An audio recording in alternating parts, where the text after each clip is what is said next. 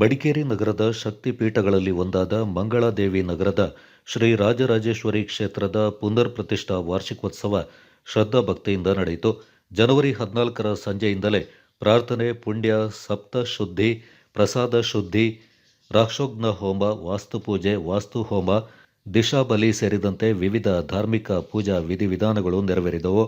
ಮುಂಜಾನೆ ಪುಣ್ಯಾಹ, ಗಣಪತಿ ಹೋಮ, ಚಂಡಿಕಾ ಹೋಮ, ನವಕಲಶ ಪೂಜೆ, ಪ್ರಧಾನ ಹೋಮ, ನಾಗದೇವರಿಗೆ ತಂಬಿಲ, ಆಶ್ಲೇಷ ಬಲಿ, ಕಲಶಾಭಿಷೇಕ ಜರುಗಿತು.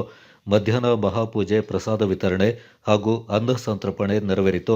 ಸಂಜೆ ಸಾಯಂ ಪೂಜೆ, ರಂಜಪೂಜೆ, ದೇವಾಲಯದ ಆವರಣದಲ್ಲಿ ಬಲಿ ಉತ್ಸವ, ರಾಜಾಂಗಣ ಪ್ರಸಾದ, ಪೀಠ ಪೂಜೆ, ಶುದ್ಧಿ ಕಲಶಾಭಿಷೇಕ, ಮಂತ್ರಾಕ್ಷತೆ ಹಾಗೂ ಅನ್ನ ಸಂತರ್ಪಣೆ ನೆರವೇರಿತು.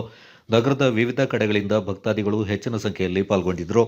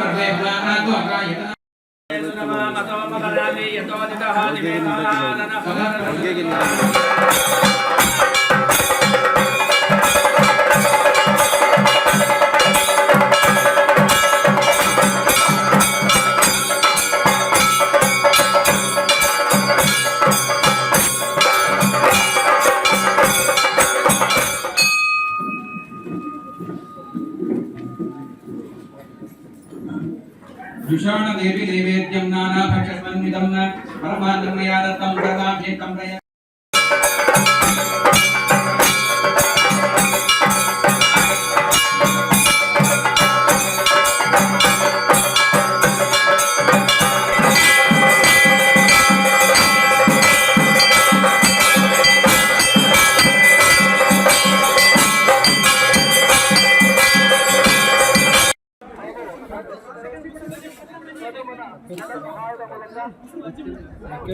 ಸ್ವಲ್ಪ ಜಾಸ್ತಿ ಆಗಿ ಸ್ವಲ್ಪ ತಲೆಯಲ್ಲಿ ಕೂದಲು ಬರಲಿ.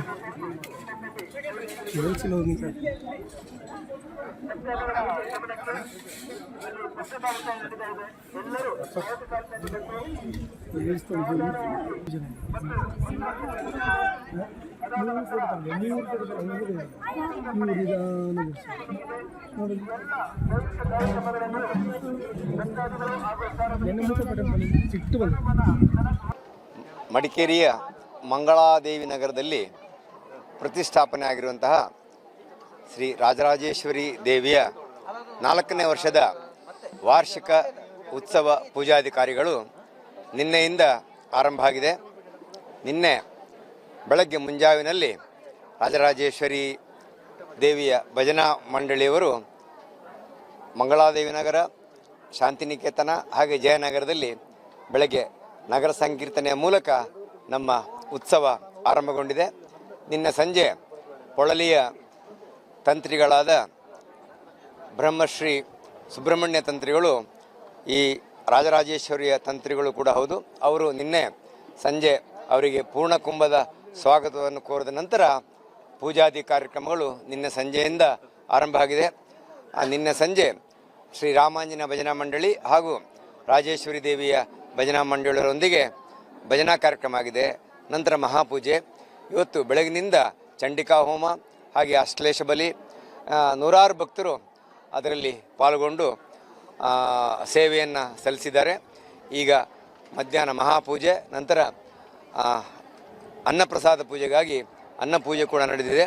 ಇವತ್ತು ಸಂಜೆ ಉತ್ಸವ ಮೂರ್ತಿಯ ಬಲಿಪೂಜೆ ನಡೀಲಿಕ್ಕಿದೆ.